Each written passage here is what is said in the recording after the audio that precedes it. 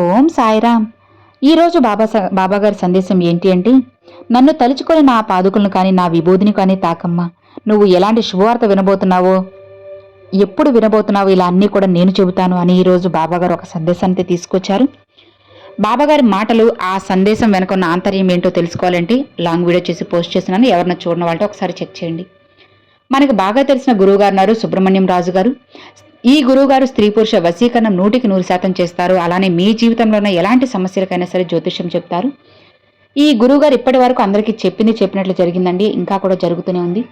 మీ జీవితంలో ఉన్న అనారోగ్య సమస్యలు కానీ, ఆర్థిక ఇబ్బందులు కానీ, భార్యాభర్తల మధ్య గొడవలు కానీ, కుటుంబ కలహాలు కానీ, వ్యాపారంలో నష్టాలు రావడం, ఇలా ఏ సమస్యకైనా సరే గురువుగారు వెంటనే సమాధానం చెప్తారు.